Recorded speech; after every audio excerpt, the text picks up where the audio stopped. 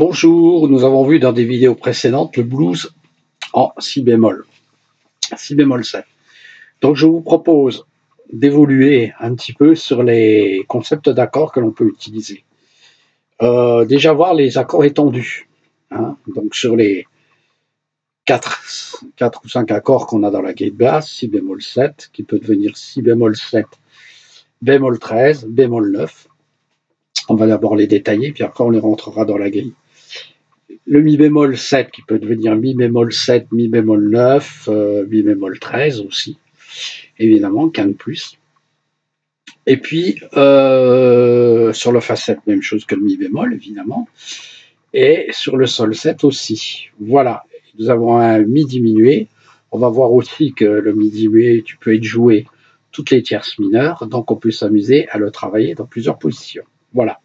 Donc je vais commencer sur le si bémol 7. On va d'abord travailler sur cette grille que l'on avait vue, qui était ici. Si bémol 7, mi bémol 7, le fa 7 qui était là, ou là.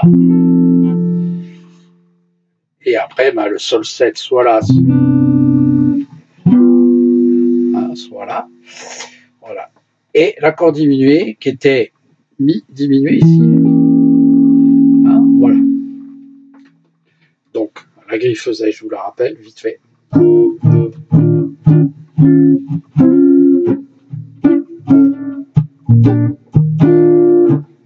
Mi bémol, accord diminué, si bémol, sol, fa, mi bémol, pardon, j'ai fait un sol. Voilà. Bon, c'est un vif rappel. Voilà, donc le mi bémol 7, le si bémol 7 qui est ici, on pourra jouer une 13e. Alors la 13e est ici. Donc je vous le montre ici à l'écran.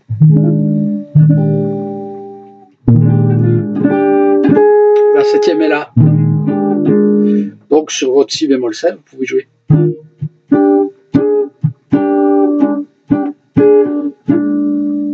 Ok.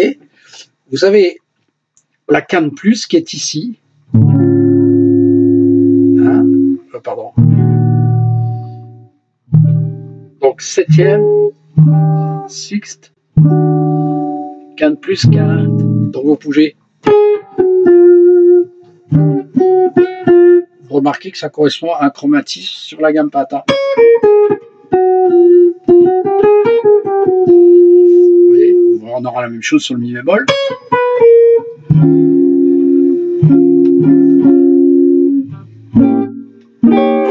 Vous voyez qu'on pourra jouer comme ça.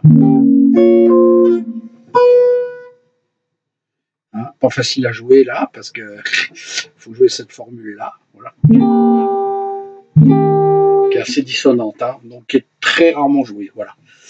Donc nous récapitulons. Si bémol 13, si bémol quinte plus, si bémol 7 quinte plus, et si bémol. Et nous avons la quinte moins, qui est absolument acceptée. Alors le principe il est assez simple. Hein. Vous voyez, ici on avait vu déjà des formules. C'est par exemple un si mineur 7 avec une 11e. Et là, vous voyez, on retrouve des accords de Bossa. Si bémol 7, quinte bémol. Voilà. Donc vous voyez, sur mon blues, je pourrais avoir.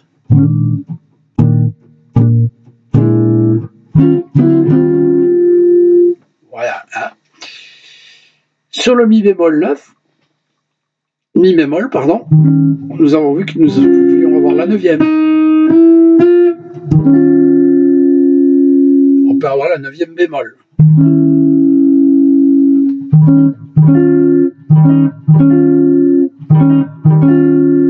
9e, 7e, 9e bémol. Et 9e plus. Là aussi, nous avons un chromatisme. En fait, on a le même chromatisme que précédemment.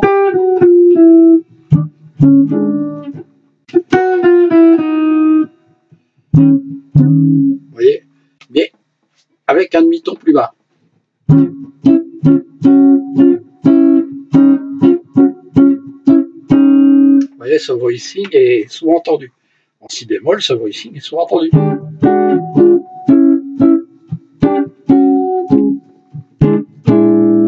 Voilà. Le dernier accord est moins fréquent. L'utiliser, le can bémol en jazz, mais pas can plus, ça passe en rock, mais pas le can bémol. Hein. Ok. Bah, sur la facette, on aura la même chose. Quand mi bémol, hein, évidemment.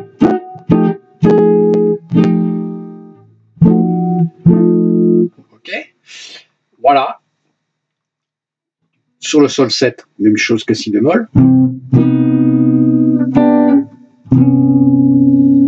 Pardon. Hein, sol 7. 13, pardon. Sol 7, can plus 13. 7e, can bémol. Vous voyez que c'est quand même instable. Voilà. Et il nous reste l'accord diminué. Alors l'accord diminué, on a vu qu'il était ici mi diminué. Or, mi diminué, qu'est-ce que c'est? Comme tous les accords diminués, c'est des enchaînements de tierces mineures. Dans la gamme de Do, vous avez en fait 4 tierces mineures. Do, mi bémol, quand vous remontez d'une tierce mineure, vous arrivez sol bémol. Okay. Hein? Sol bémol, vous arrivez à La, et là, vous arrivez à Do. En gros, Do, tierce mineure,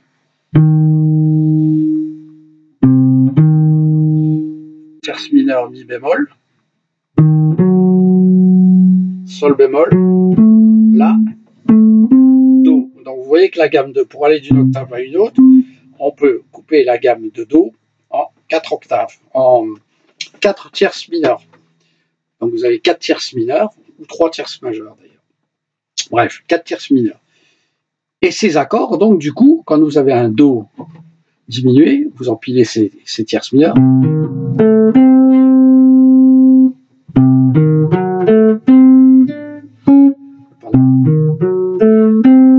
Là, on arrive à Do. Donc on se rendra compte que forcément, tout, c'est exactement les mêmes notes. Chaque accord commençant sur une note, la note suivante de la tierce mineure, au lieu de commencer sur Do, on va sur Mi bémol, on va retrouver le même accord. Conclusion, dans votre gamme majeure, vous n'avez que 4 accords diminués, 3 accords diminués. 4 x 3, 12, puisqu'il y a 12 demi-tons.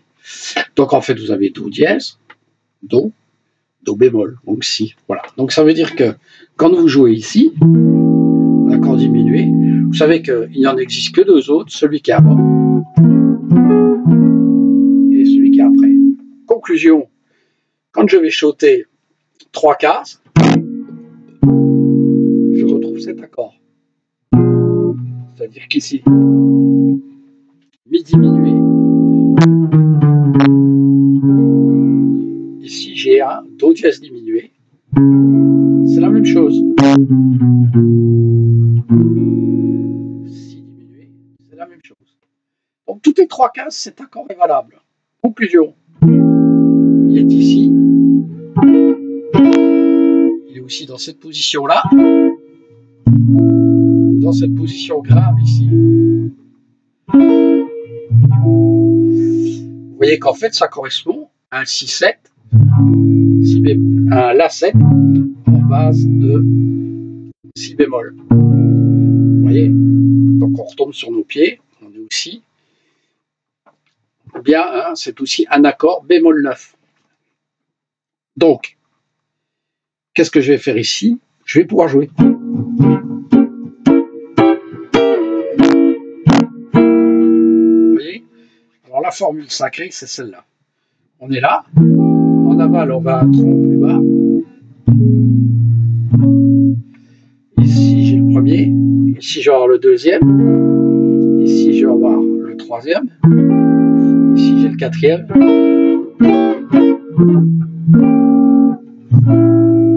Vous voyez? Là, j'ai le même. Vous voyez? Quasiment. Donc, en fait, je peux jouer ça. restant dans cette position. Voyez, voilà. Alors on va essayer de rentrer ces accords dans notre grille. 1, 2, 3, 4.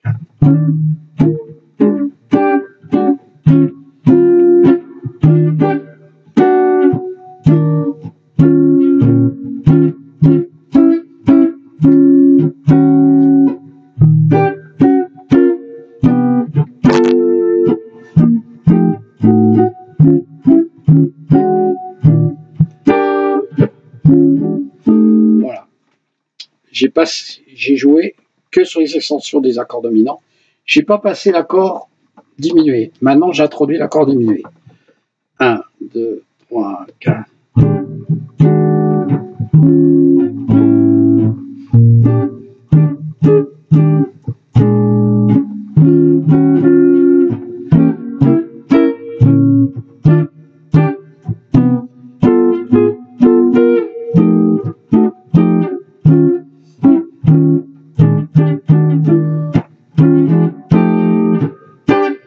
Voilà. Voilà les formules de base les plus courantes qu'on peut avoir sur un blues en si bémol. Voilà. Donc, vous voyez que le jour où vous jouez un blues en fa, si vous le jouez là, votre blues en fa, bah vous utilisez les mêmes techniques. Vous savez que sur l'accord dominant, vous avez deux formules, à partir de celle-là et à partir de celle qui est ici. Hein, donc ici en fa, ici en si bémol. Et après, bah, vous appliquez, tout simplement. Alors, dernier petit conseil, par rapport à cette notion d'altération, vous allez pouvoir l'utiliser dans vos chorus. C'est-à-dire que votre blues en si bémol, quand vous allez le jouer, bah, tout simplement, vous pourrez réutiliser les phrases, des extensions, des parties sommitales de votre accord, utiliser ces chromatismes que l'on a vus pour pouvoir choruser. Hein, par exemple, là j'ai 7, 6, 4 bémol, 4. Ouais, sur la gamme, pata. Vous pouvez partir de la sixte, arriver à la quinte bémol.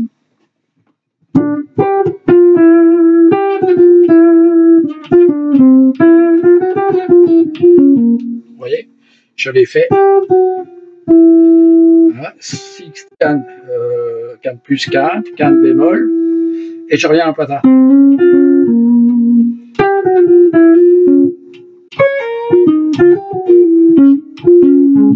Ça vous fait un chromatisme. Vous voyez que la quinte bémol vous donne un autre bleu.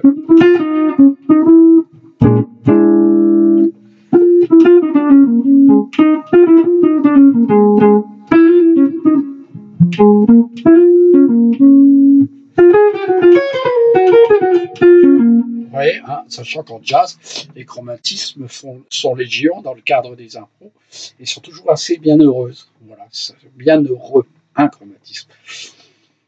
Sur le mi bémol, vous allez faire la même chose. Vous voyez, et sur le si, même chose. Sur le sol. Vous voyez, donc, et vous voyez qu'en jouant ces chromatismes, vous illustrez l'accord beaucoup plus que ce que vous le pensez. On refait la grille. 1, 2, 3, 4.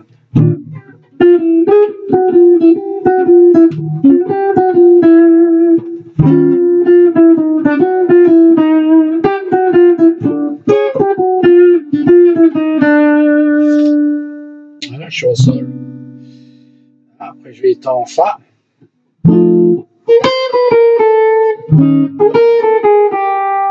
Mi bémol.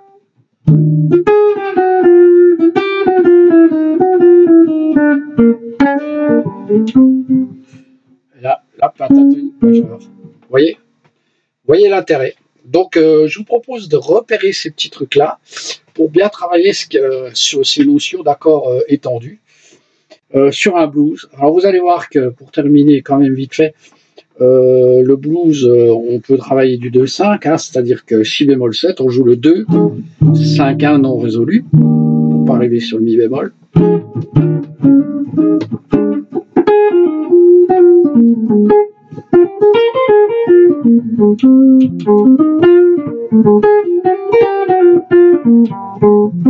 Vous voyez, je joue les deux arpèges.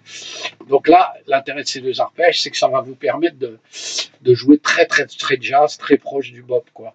Hein, et de jouer un sentiment mineur sur un accord dominant. Voilà. Donc ce sont des choses très chères à Coltrane, vous voyez, à Stan Getz, tous ces gens-là. Hein.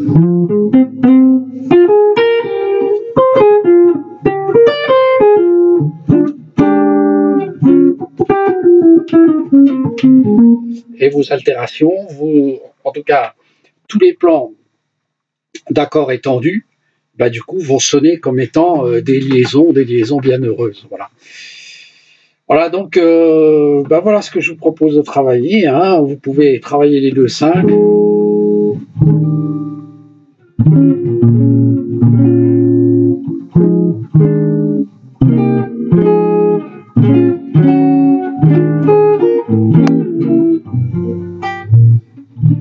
Voilà.